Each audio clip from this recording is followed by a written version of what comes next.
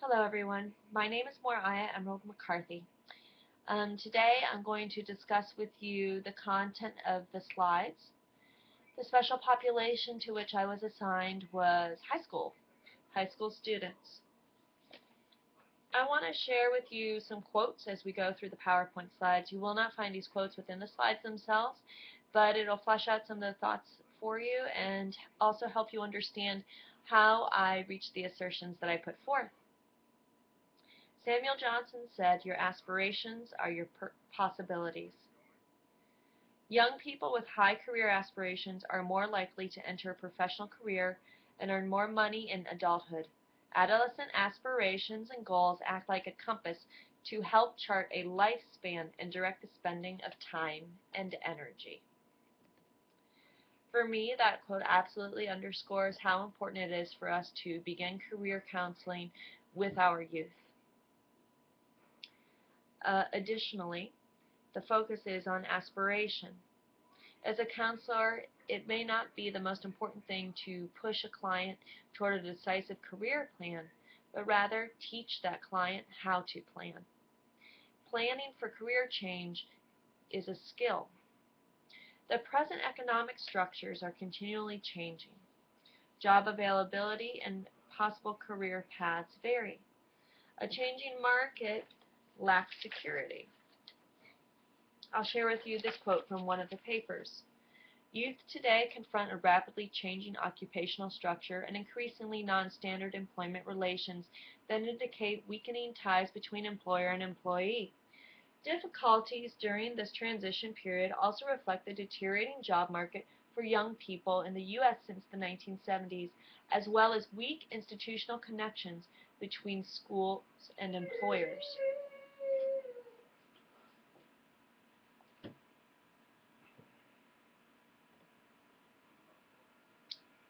A counselor should consider teaching planning as a skill and should also focus on the student's self-perception of their own abilities.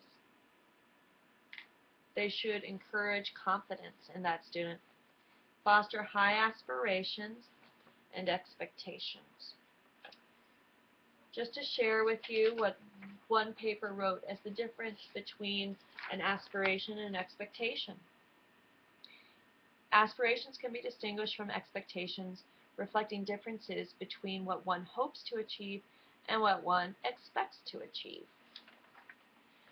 So the self-perception outlines what a person believes that they are able to do. The aspiration is what a person hopes to be able to accomplish, and the expectation is what the person believes that they will accomplish. The elevation of perception, aspiration, and expectation all lead to high levels of attainment. But most importantly, confidence will motivate the student to achieve goals and commit to future plans, even when choices change or unpredicted events force that person into repeated career transitions. One study states, "Our findings suggest that career confidence is essential to build as youth make the transition from high school to post-secondary education and/or work. It will be important for practitioners and counselors to focus on building youth's confidence in attaining their career goals, and this will support youth's career decision-making and planning." Career counselors should also consider involving parents in the career development process. Again, it's not about including the career path that the parents find most desirable, but it's about empowering the parents to encourage their children through high aspirations and expectations. The expectations of parents are powerful mitigators to the limiting effects of adverse socioeconomic status.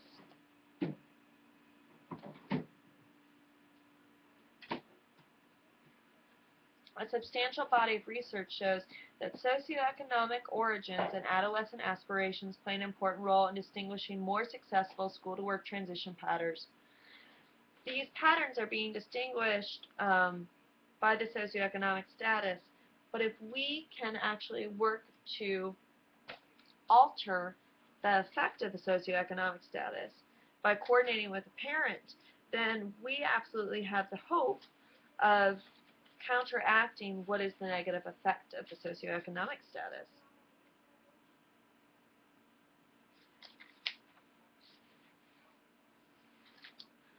One study purports higher parental educational expectations, higher perceptions of ability, greater school motivation, and higher academic performance, albeit marginally, were in turn associated with less uncertainty and aspiration. However, the usefulness of career advice was not a significant predictor. So again, what the conclusions showed was the motivation, the confidence, the expectation, the aspiration is what really impelled the student forward. But specific career advice is not necessarily the most important task at hand when counseling toward the career development of a high school student.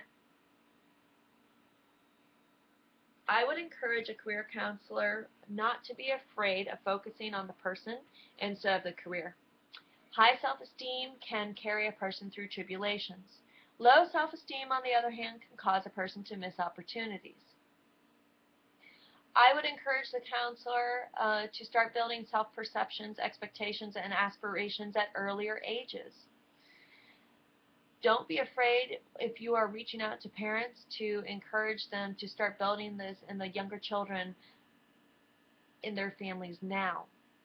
Studies show that there's an impact not only in ages 14 to 18, which we're focusing on here, but also in middle school age. Lastly, I would say a counselor should not be afraid to support a client in making a change, even if it holds the stigma of failure. Abandoning a path with repeated failings and insurmountable obstacles can reserve precious resources for that person.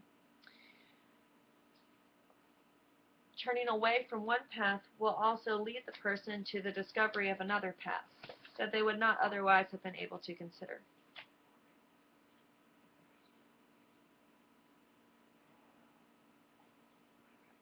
To incorporate a theory from the text, I looked at Krumboldt's social learning theory. Social learning theory values the importance of behaviors and cognitions in making decisions. It acknowledges that there are factors beyond the control of an individual, such as genetic endowment, economic trends, societal factors that alter the structure of the job market. This theory is powerful because it reframes indecision as open-mindedness and emphasizes possibility over limitation. It makes room for chance and uses skills building to prepare clients to capitalize on opportunities to manage unexpected events.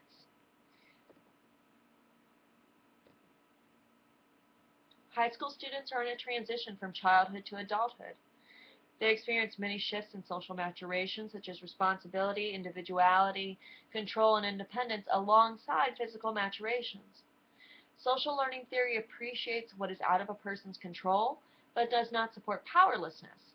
Instead, it supports skills building, experience, and education to increase possibilities. The indecisive high school student is not inadequate because of that indecision, but instead characterized as open-minded. The key to indecision is to teach the client to use it as motivation to explore possibilities and open himself or herself up to opportunities. The theory embraces uncertainty, which a high school student may experience on a personal level and often on a career level. Regardless of where the uncertainty is stemming from, personal indecision, financial strain, the job market, a client can be prepared for changes that they choose, as well as the changes that are out of their control.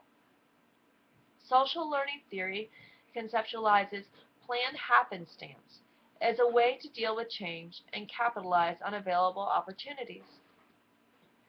It associates 5 skills with planned happenstance, which are curiosity, persistence, optimism, flexibility, and risk-taking. A counselor can incorporate empowerment and skills training into the counseling with the client by working with the client to establish the counseling goals. Using reinforcement to build confidence and help change negative thoughts to positive ones with cognitive rehearsal. Helping clients identify role models. Using role play to prepare clients for events such as interviews, meetings, and presentations. Promoting open-mindedness and exploration. And encouraging the expansion of interests and abilities through learning and experience. A client's possibilities do not only include what the client is able to do today, but can include the skills that the client may inquire in future tomorrows. In closing, career counseling for this age group may not be about actual career planning. The research that informed this presentation was focused on the high school age group, but was mostly longitudinal. Consider that the transitions, major and minor, occur throughout the lifespan. A solid personal foundation and confidence, self-perception, expectation, and aspiration can influence a young person indefinitely. Knowing, too, that changes and transitions come both expectedly and unexpectedly, an emphasis on being open to possibilities and being positive about the self and the future makes social learning theory attractive and reasonable in the face of unpredictability. The coinciding counseling emphasis of skills building makes the theory practical. Career development counseling can be about the pursuit of a specific career path, but it can also be about preparing a foundation for many possible paths. Thank you so much for watching.